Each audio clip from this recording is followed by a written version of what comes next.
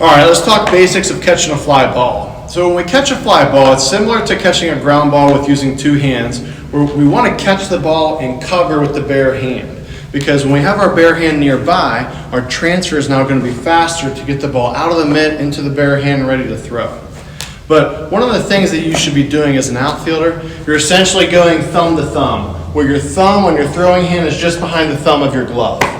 And so here is how the setup should be. Notice how the bare hand is behind the mitt. That's how you make sure the ball's not going to hit your bare hand first. And so again, we're catching with the glove, covering with the hand. Talked about in the last video how your hand is the lid to your glove. It's there for security and it's there for a better transfer. So we're catching the ball with our fingers up at every time that we possibly can. We never want to catch a fly ball with our fingers down unless you absolutely have to and you're running in on a ball and it's the only possible chance to reach for it. But 9 times out of 10, you're catching the ball this way. Anytime you can camp underneath the fly ball, you're never catching it this way. You're always catching it with your fingers up. And ideally, you want to be able to catch the ball over your right shoulder if you're a righty and over your left shoulder if you're a lefty. So it's right over your throwing shoulder.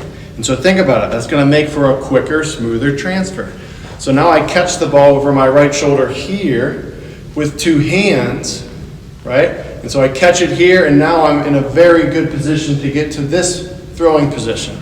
And so work on this at home. Take a ball, throw it straight up into the air, and work on catching it right over the right shoulder. Then, obviously, once you figure that out, you start moving the ball around, right? I'm going to get outside where I can throw the ball up almost as high as I can, underhand. So I'm going to throw it up. I'm going to work over to a different spot. I'm going to work over to this spot. I'm getting here. And so inside I don't have as much room to do this, but when you're outside, you throw the ball up, you're running to a different spot, and you're still going to catch the ball right over your throwing shoulder, fingers up. Now, the next thing from there, if you're going to throw a runner out, we need to make sure we have a good crow hop and we're getting our body into the right position to make the hardest throw we can. And so what we need to do is we need to stay behind the ball as long as possible. And so, for example, if there's a fly ball that's going to land somewhere in this area where this ball is on the ground, I'm staying behind the ball as long as I can, and I want to be catching the ball with momentum and forward movement through the catch. I never want to be totally camped and stagnant, catching a ball, and then having to get all my momentum going to throw a runner out. I don't have a great chance to have any velocity on my throw or to make the out. So I'm staying behind the ball as long as I possibly can. I'm starting to creep in, and then I accelerate through the ball when it's time to make the catch and the throw. So I'll show you here from a side angle. Stay behind it, come forward. Now the crow hop itself, so I'm catching the ball over my right shoulder.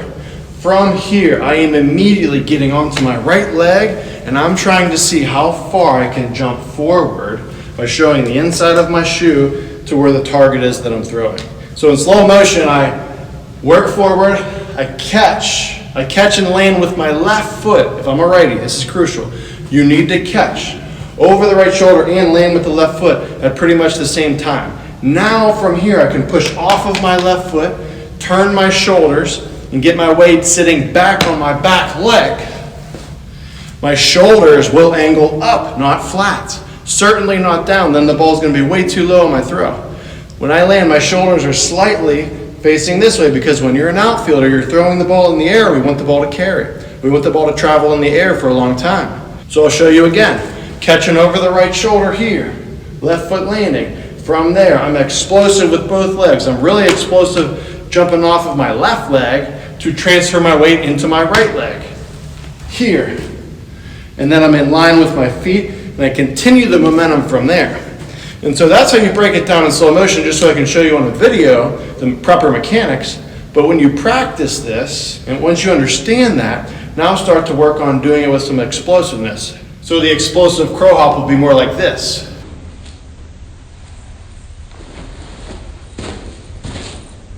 Another thing, you want to travel, right? If you want to get good momentum and have a really good throw with a lot of power, travel. So if I catch the ball here, I don't want to just go right, left, and throw here. I've only traveled a few feet. I want to be traveling a good 5 yards minimum. And so when you can do that, I can catch a ball in this area and end up all the way over here. So I'm really traveling and exploding with my lower half through the throw. And that's why a good outfielder that does this right can throw the ball way harder from the outfield than any other position can.